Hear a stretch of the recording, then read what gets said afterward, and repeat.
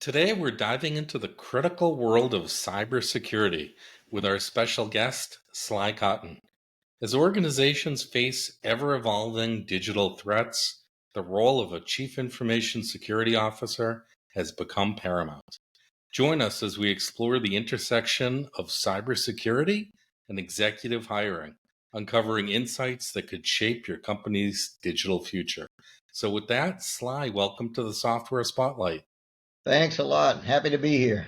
Yeah, no, wonderful to have you with us. And I know that obviously your career in our military has been a big part of your life, but after that, you've really helped with security, working in the field for many many years. So I was hoping you could tell us a little bit of your backstory and what's brought you to where you are today. Okay, happy to. So, a lot of what I've been doing and kind of got me to where I am today. I started off in the military and I am a combat veteran. And at the height of the war, we had this thing called the surge, where they brought in far more brigades to work with a division than typically that you find in a division. But my job then was to tie all those brigades together with data, voice, and video. So basically, I was responsible for networking that entire multinational division, Baghdad, together. So all that was about network security, securing the network, forward planning, thinking about how to seal off all those threats to the network that the adversary was trying to get into the network to compromise what we were doing.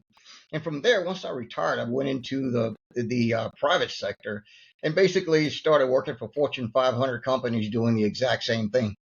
And and after a while, the Fortune 500 companies, they just didn't get into the level of fidelity that I kind of wanted to get into, get my hands dirty. So I moved from the Fortune 500 company and started working with the smaller companies, and that's where I am now, still working with those guys. But my backstory from the military, my degrees, the training and certification, it's all been in the cybersecurity realm. And I really enjoy doing this stuff because it's a critical phase of where we are in the world today.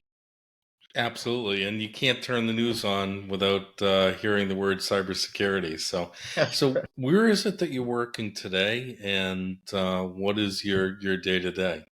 So I work for a company called the 123 Group, and it's a small cybersecurity company. It's a small business. It currently supports the Department of Defense, the U.S. Department of Agriculture, the Defense Commissary Agency, and a host of other agencies and defense organizations. So what we do is we provide those guys with consulting. We provide them with professional cybersecurity staff. We provide them with forward thinking and plans and cybersecurity strategy to help them protect their networks and their the whole cybersecurity environment. Those are some pretty important clients that you just rattled off there with ease. Yeah. So it's obviously a lot of trust that's been instilled in you and your firm. So that's really interesting to hear. Um, can you give me an idea, like what inspired you to kind of focus your career on cybersecurity and executive hiring? So there was a couple of things. The first of all, it was people didn't understand the role of the cybersecurity professional. They really thought that the guys like the CISO and the chief information officer, all those guys belong in the IT department. They never looked at them as leaders and help managing and monitoring and running the organization. So no one was really looking at how do you protect the cybersecurity domain and infrastructure of an organization. And quite frankly, a lot of leaders didn't care as long as they weren't getting breached or there Sure. was no security or vulnerabilities or things like that. So they kind of left the IT realm to the IT department. So I started thinking, well, no, the senior guys need to understand that that cybersecurity strategy has to mesh with the business strategy, and those two have to tie together and go forward as a couple. So that's kind of what got me into that lane of thinking. hey, so how do we bridge this gap? How do we ensure that the organizational leaders, the CEOs and the C-suite guys understand the criticality of what the the CISO bring to the table? And that's kind of was an interesting intersection that I kind of put together to make sure that the leaders understood this guy is just as critical to the C-suite as all the other guys that sits Sure. in that suite. And, I'm sure you sit in a unique place and you're probably a great person to ask, but how have you seen kind of like the role of the chief information security officer kind of evolve over the years, like from when you started until today? Like what has That's changed in the role?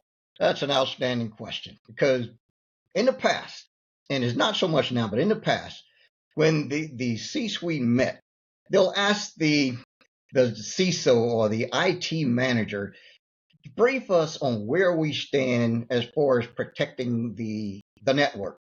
And what'll happen is that IT manager or the CISO will walk in with a slide deck of 40 slides.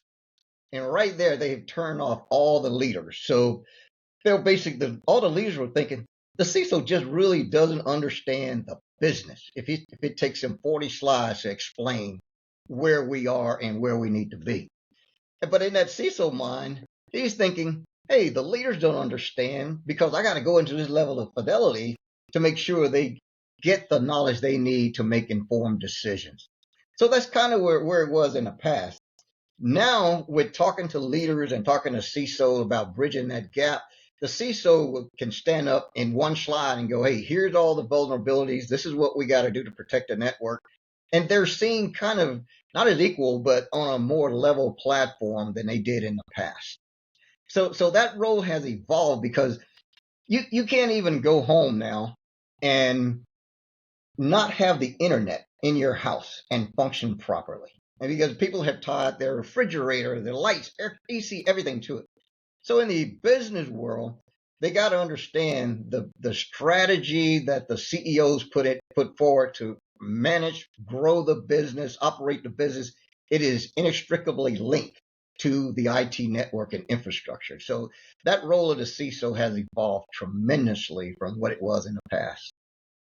Sure, no, that makes a lot of sense. So, when you were kind of advising firms on, what they should look for when bringing aboard a CISO, what are some of the details that if you were to kind of bullet it, as to the top few characteristics or, details that are important in hiring for that position, what would you Sure. The number suggest? one thing they got to be is an excellent communicator because funds are tight across the board in any organization.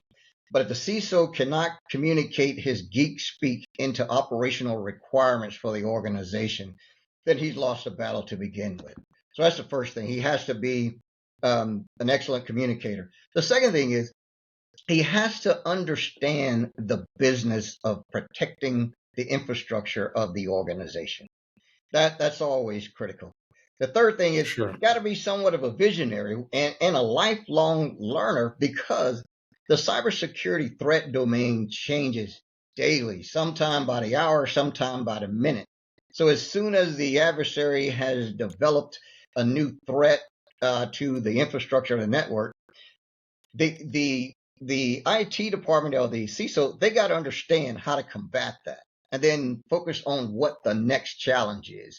And that's a major challenge that if the incorrect individual get in that position and they're not forward thinking, it could be detrimental to the organization. And I would say the final thing they really got to look for is someone that has the experience, education, and knowledge to do the job. There's formal training and there's experience and there's education and all of these things. But those are really the critical qualities that the individual has to have. And then they have to be able to understand the business. They got to understand a financial statement, things like that, in addition to all this geek speak and techie talk that they do. Yeah, yeah, that makes a lot of sense. And obviously a lot of very important details they're going to be managing. So Oh, yeah. that screening is really important.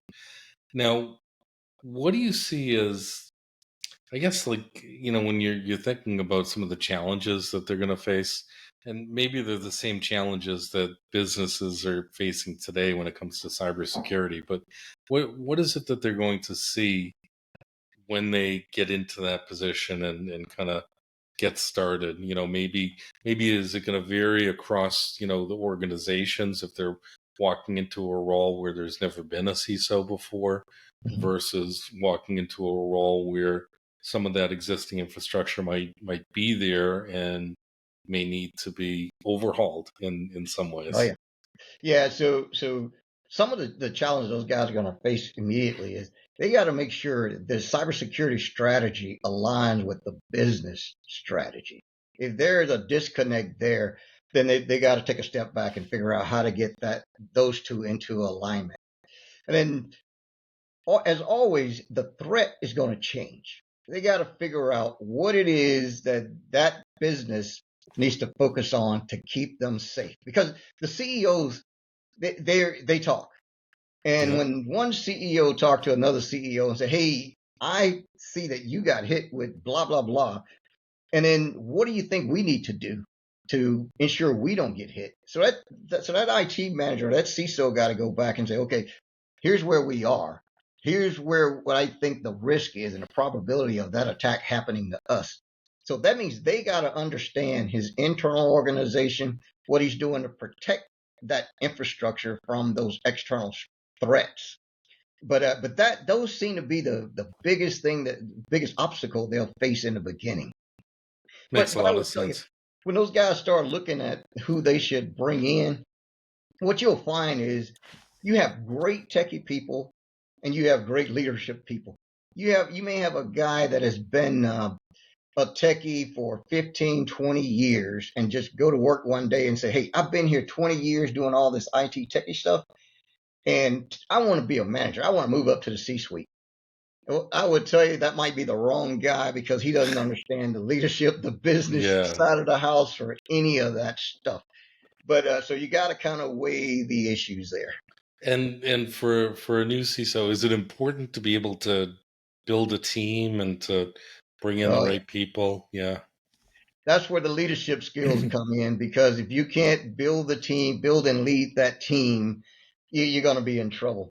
And with post COVID, the teams are so dispersed now. It could be globally anywhere in the world, and they could be part of your team. So that CISO has to have the leadership skill to manage people, and without that, I mean, you're kind of dead in the water to begin with.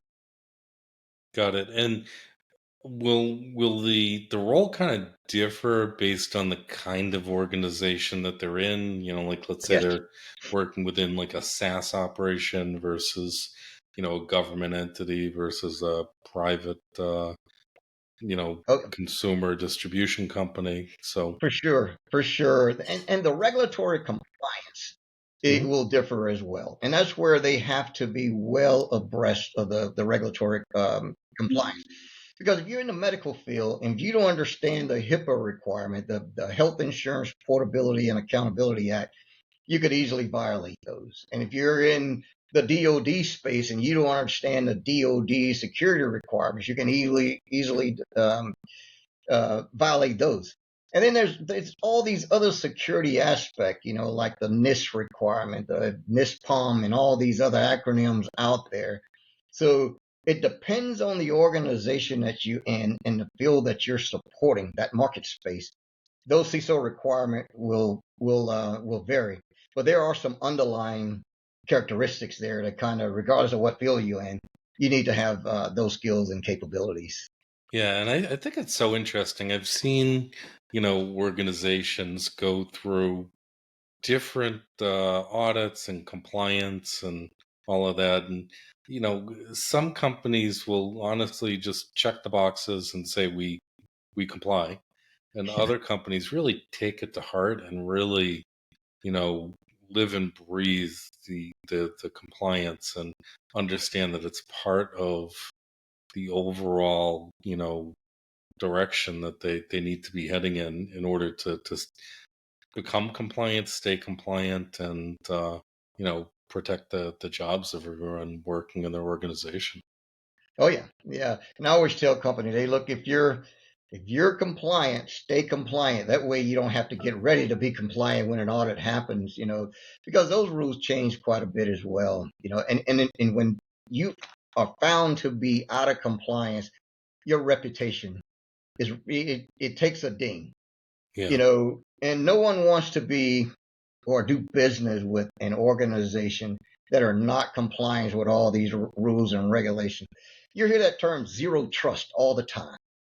And we Mhm. tell people, you know, zero trust is you just can't buy it, open a package, and install it.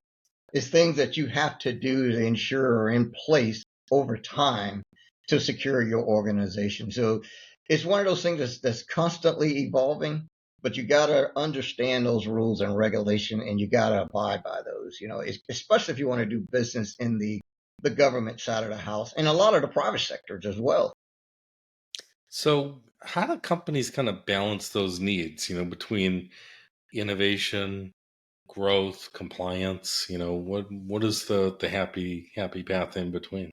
So one, it builds trust when you look at what is it that the organization requires to move forward. So you have a requirement, and I always tell people funding is limited. You have a requirement to run the business, and you have a requirement to protect the network that support that business. So when it comes to prioritization, you got to look at what does it take to run that business. You cannot run the business without the network, the infrastructure, and all the support requirement it takes from the IT community or the cybersecurity community.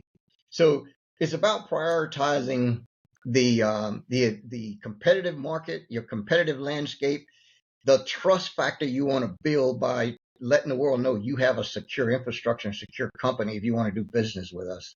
And then the overall aspect of the company, in order to achieve the organizational strategy, vision, goals, and mission that the CEO has laid out, you have to have that infrastructure. You know, not saying one is more important, the operational strategy is more important than cybersecurity strategy. They have to go hand in hand going forward. Sure, no, that makes a lot of sense, and I think it's a big part of looking at the overall picture of where your organization is heading. Yeah. So, as far as what obviously you're in a unique space to see a lot of the trends and things like that in cybersecurity. But what are some of the trends going on now that CISO should be prepared to address? So the biggest thing is data protection, threat migration, incident response, regulatory compliance, and then reputation management. And I would tell you the whole data protection. We use this acronym CIA. It's confidentiality, integrity, and availability. It's all about protecting the data. People will say, "Oh, the network. You got to get through the network to get to the data." But if you protect the data, that is what's important. It is the proprietary information that a company owns, and it's always because when the adversary breaks into your network, they're trying to get access to the data. Like they say, no one would break into an abandoned house trying to steal valuables because they know nothing is in there. But if you Right. break into the organization to get the proprietary data, to them, that's gold. Interesting, interesting. Yeah. So, at a high level, obviously, there's a lot going on and a lot of dynamics that they need to be keeping in touch with. Are there professional organizations that are important, specifically for CISOs? Yes. I mean, there is certification like the CISSP, Certified Ethical Hacker, the CISM. Those certifications have become the international standards for security and protection of the network and data. So they're worldly recognized. And then there's also standards like the international standards for organization, the ISO 27000, and a whole host of others. So those organizations provide kind of the global standards for protecting networks and data. And then there's also things like the global data protection regulation, the GDPR.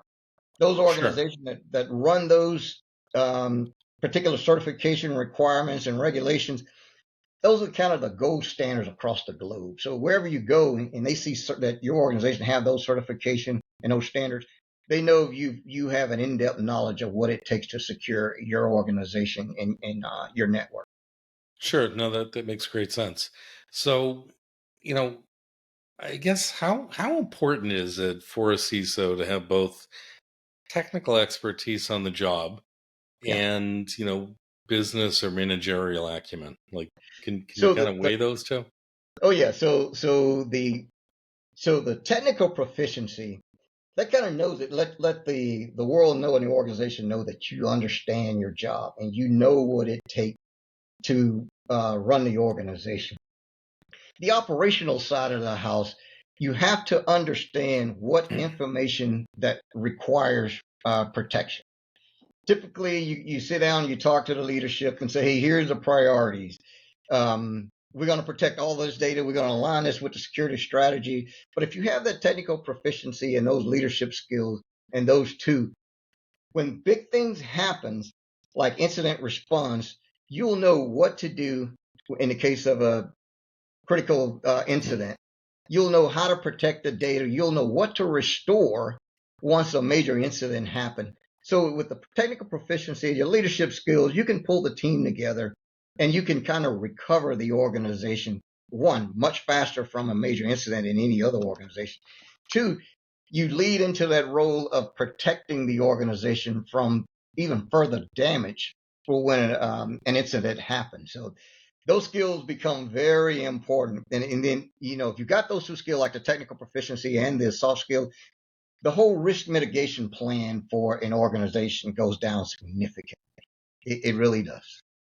Yeah, no, that makes great sense. So, as far as within your organization, um, what are some of the like what can you kind of walk me through like the day to day of maybe a client that might come aboard and what life looked like before versus after, like, working with your organization? Sure, sure. So at the onset, we do what's called an as is capture. We take a look at their network the way it is. We look at what infrastructure they have.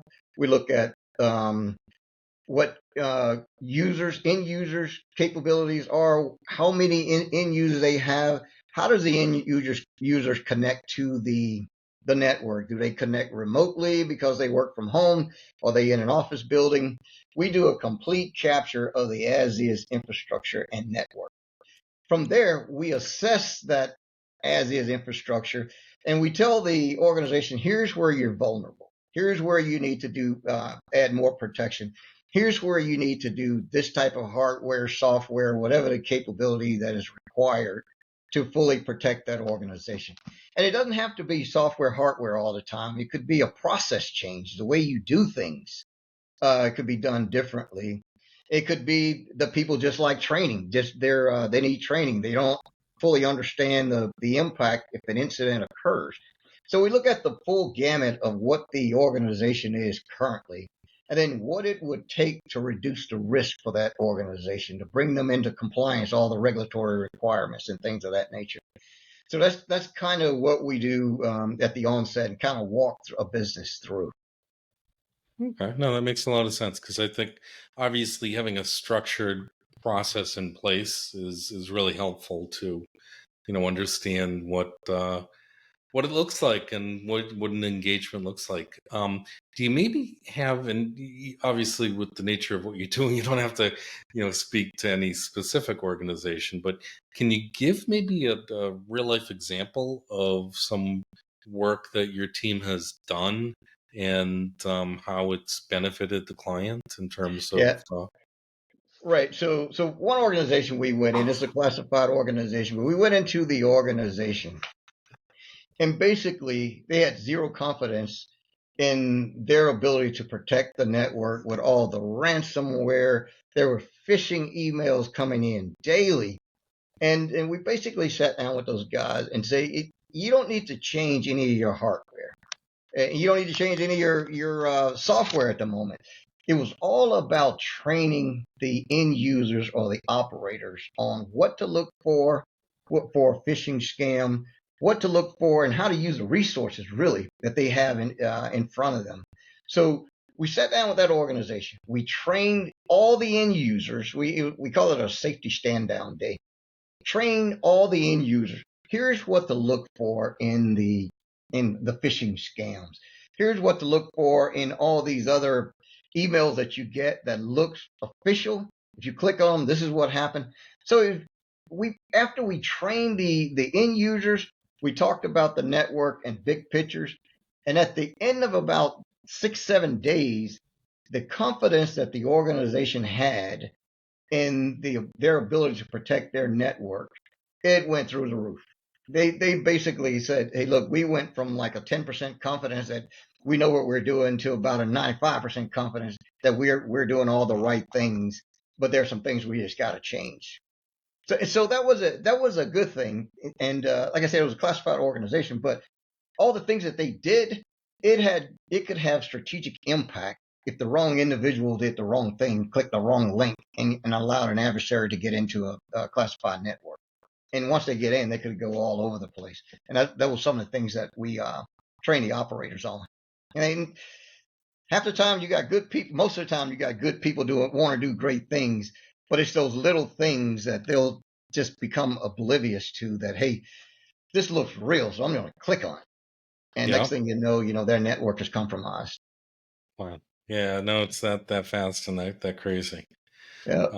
No, that makes a lot of sense and kind of points to what's going on in cybersecurity today. So, how, like, if you were to give a few bullet points to organizations that are saying, how do we create, like, kind of like a culture of cybersecurity awareness among all of our employees? Because, as you and I know, the employee is the weakest link. Yeah, So, it is.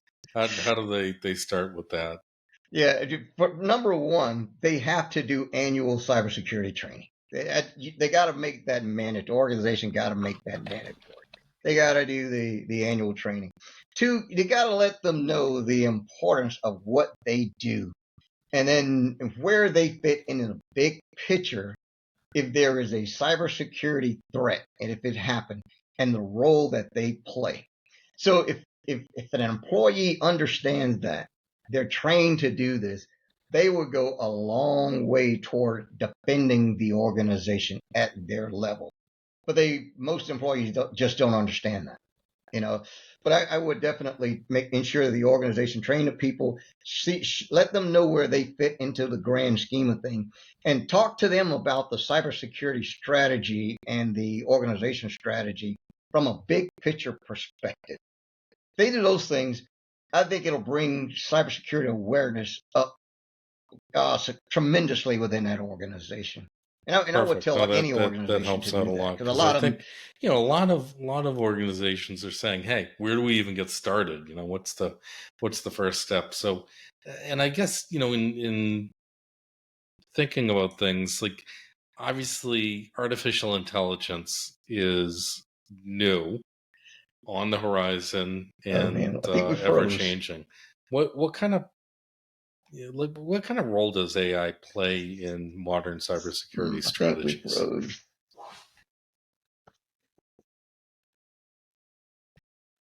Oh man, this is not good.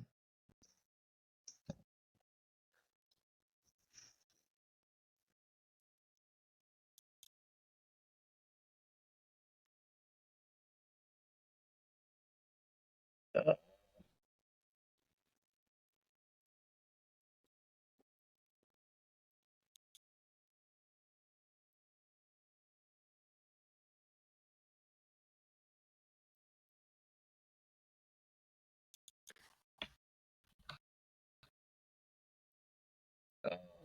Good.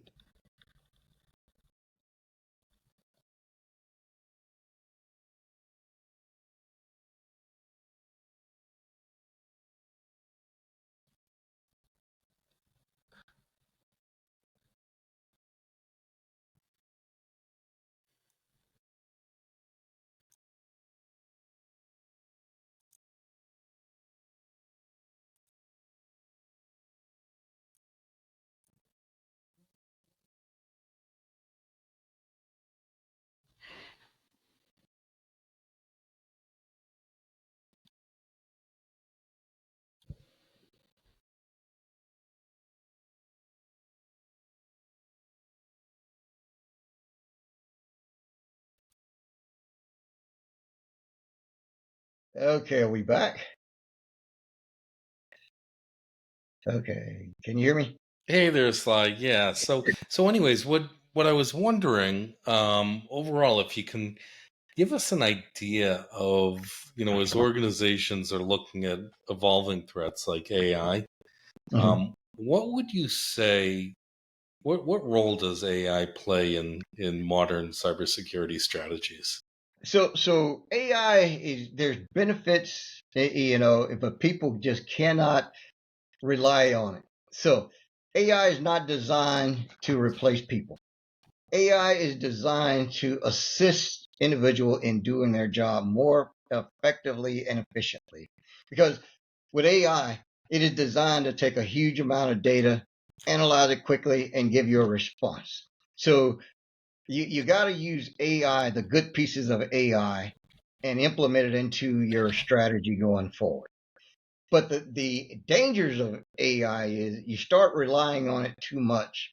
It can induce vulnerabilities into the organization. There's a thing called deepfake. It could, deepfake AI can make anybody sound like anyone else. They can get a picture of me or a video of me, just get a sampling of my voice, and basically make my mouth move to say just about anything. So you got to be aware of things like deep fake AI, but you got to embrace the benefits of AI. It gives you opportunities and give you solutions and rationale, and it takes open source information. It takes everything from the internet, everything that you dump into it, analyze it quickly, and give you a recommendation. Now, the only thing I always tell people is AI is not 100% accurate. So when people go to Chat GPT and ask it something, regardless of the prompts you give it, you still got to verify the information that it spits out. Well, someone once said, "Trust but verify," right? Exactly. So, Exactly. no, I think I'm showing my age there, but we have the same haircut, so it doesn't matter, Yeah, yeah. I right? remember Reagan saying that. Yeah, yeah.